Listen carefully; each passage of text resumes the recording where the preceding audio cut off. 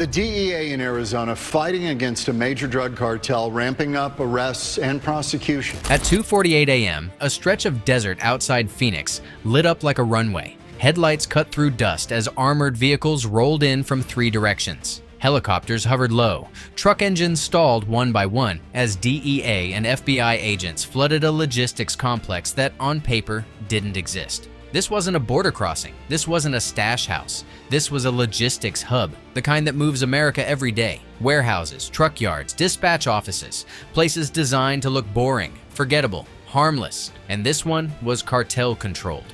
For nearly 2 years, federal investigators had been watching freight patterns that didn't make sense. Semi-trucks traveling coast to coast without consistent cargo records. Warehouses reporting low activity, while electricity usage spiked overnight. Shell companies cycling millions through transport fees without transporting anything verifiable. At first, it looked like accounting fraud. Then the drugs started appearing everywhere.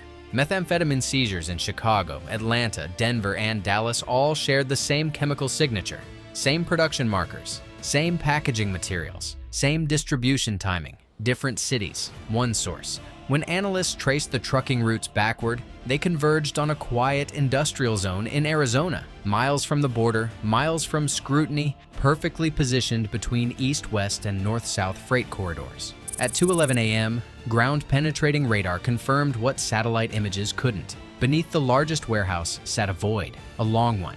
A 1,700-foot underground tunnel, reinforced, ventilated, and sloped precisely to allow continuous movement beneath the complex. Not a smuggler's crawl space. Infrastructure. At 2:48 a.m., federal command authorized a full storm. Gates were breached, dispatch servers seized, trucks frozen mid-load, drivers ordered out of cabs, hands raised, faces confused. Inside the first warehouse, agents found pallets stacked floor to ceiling, wrapped not in random packaging, but in uniform heat-sealed bundles, labeled with logistics codes matching freight manifests. Methamphetamine, pure, dense, industrial scale. As teams moved deeper, the numbers became unreal. Warehouse 1, Warehouse 2, then the tunnel access. Inside the tunnel, conveyor systems ran silently. Motion sensors triggered lights. Carts sat loaded, ready to move. This wasn't a shipment, it was a pipeline. By 3:37 a.m., command received the preliminary count. 71 tons of methamphetamine seized,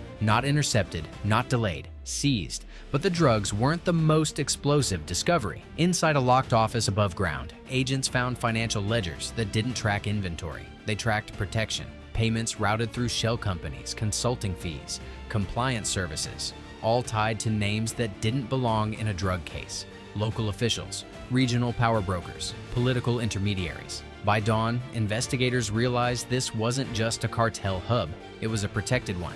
And by the end of the operation, 32 politicians would find their names linked to a logistics system designed to poison the country and shield itself from consequence. That protection had just failed. By 3:51 a.m., the operation widened from seizure to shockwave.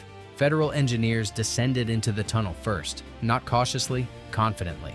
The blueprints recovered upstairs matched what lay below almost perfectly. Reinforced concrete walls, industrial ventilation, power lines tied into the warehouse grid. This tunnel wasn't improvised, it was permitted somewhere. As agents moved through the 1,700-foot corridor, motion sensors tripped in sequence, lighting the passage ahead like a runway. Conveyor belts sat idle but warm. Hydraulic lifts connected the tunnel to loading bays disguised as maintenance pits. This wasn't cross-border smuggling. This was domestic distribution at scale. At 4:08 a.m., the first tunnel exit was breached. It opened into a secondary warehouse registered to a different company, owned by a different shell, managed by a different board. Same product, same packaging, same codes. Above ground, the arrests began. Truck dispatch supervisors were detained first, pulled from offices where routing screens still displayed national freight maps. Warehouse managers followed, then accountants, then the lawyers who filed the paperwork that kept the hub invisible. Phones were seized mid-call, laptops closed while spreadsheets were still open. At 4:29 a.m., agents hit the financial office. Inside were servers dedicated entirely to payments, not payroll, not invoices, protection. Line after line of transfers marked consulting, compliance, and community development. The recipients weren't cartel figures.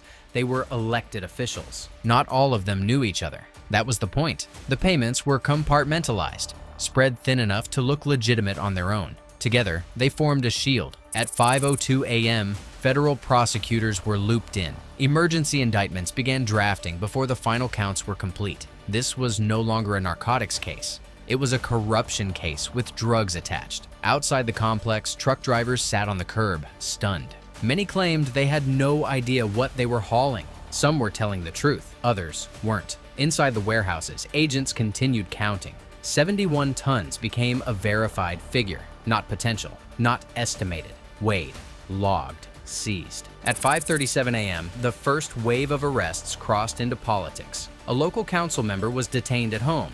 A county-level official taken into custody during a routine traffic stop that wasn't routine at all. A former state aide arrested at an airport while attempting to board a flight out of the country. By sunrise, 14 individuals connected to public office were under federal detention. The phones started ringing. By mid-morning, offices across Arizona were scrambling. Statements were drafted, calendars wiped, meetings canceled without explanation. But it was already too late, because the tunnel had been breached, the ledgers seized, the money mapped.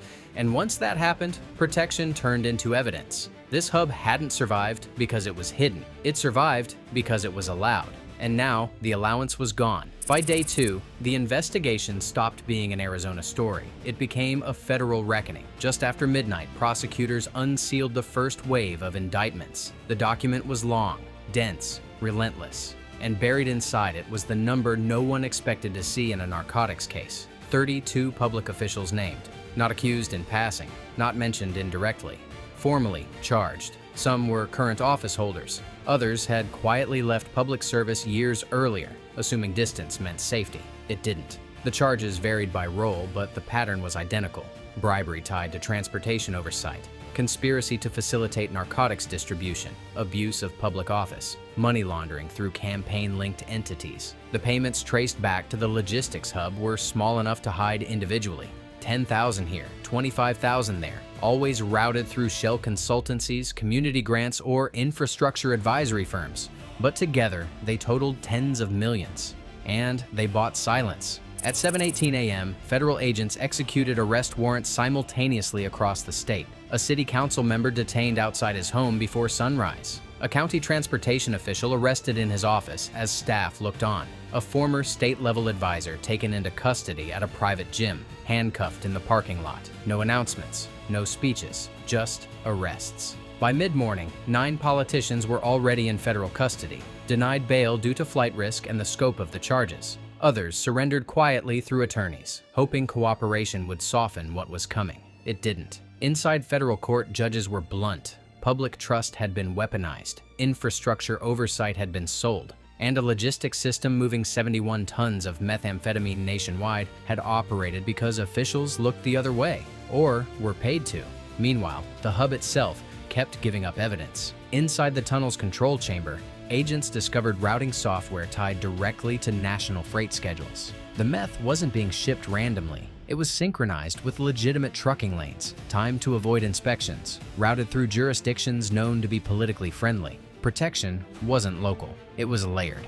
At 3:42 p.m., federal authorities confirmed the tunnel had been used continuously for more than 18 months. That meant tens of tons had already moved before the seizure. The seizure wasn't early, it was late, which made the consequences heavier. By evening, the political fallout reached Washington. Oversight committees requested briefings. Federal agencies coordinated quietly. No press conferences were scheduled. Because once elected officials are involved, spectacle becomes liability. What mattered now was prosecution. Inside holding facilities, the first defendants began to talk. Not out of remorse, out of math. The sentencing exposure was clear. For the logistics leaders, life. For the facilitators, decades. For the politicians, prison terms that would end careers, reputations, and freedom.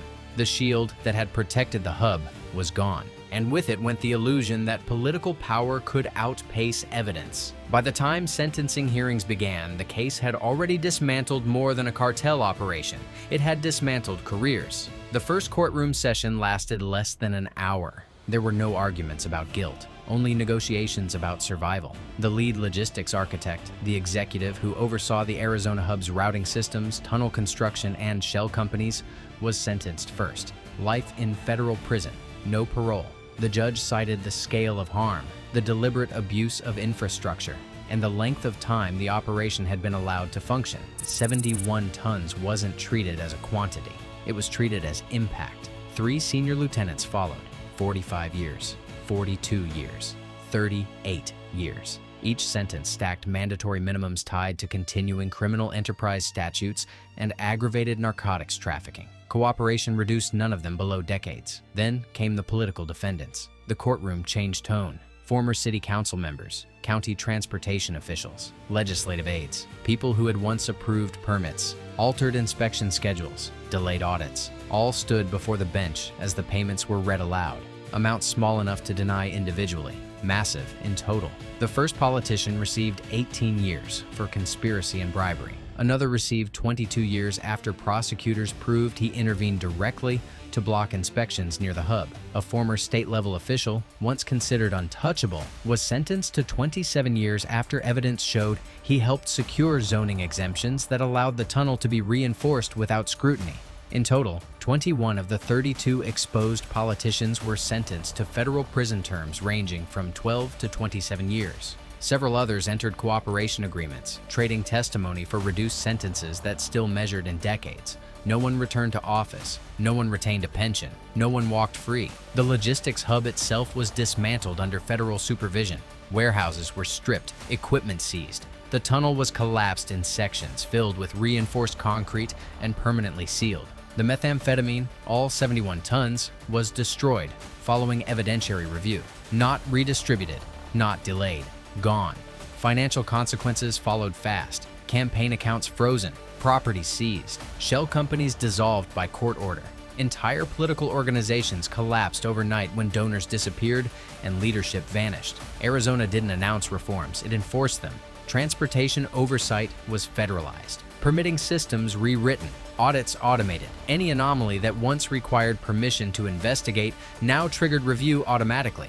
Behind the scenes, federal agencies referred to the case with a single phrase: the hub. It became shorthand for what happens when crime doesn't hide, when it embeds. The message wasn't subtle. Infrastructure is not neutral, power is not protection, and political office is not insulation. The logistics network was erased, but the consequences it triggered were only beginning to spread. In the months that followed, the case stopped being called a bust. It became a benchmark.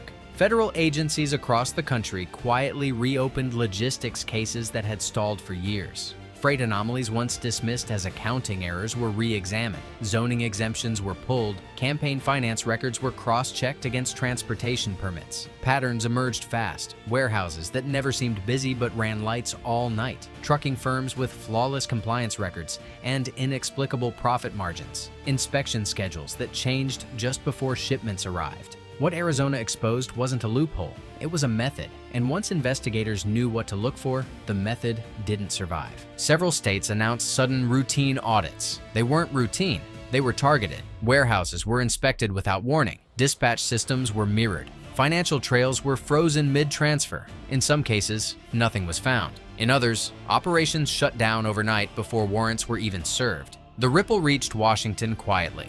Oversight committees expanded subpoena power tied to transportation infrastructure.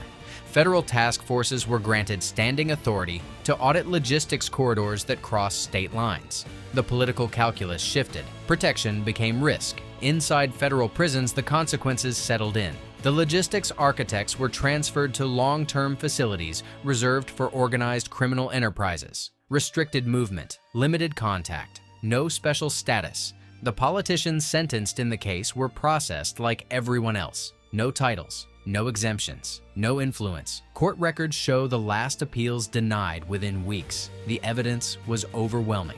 The tunnel, the ledgers, the payments, the routing software, the testimony from insiders who had watched the system operate because it was allowed to. 71 tons of methamphetamine never reached the streets. Thousands of shipments never happened.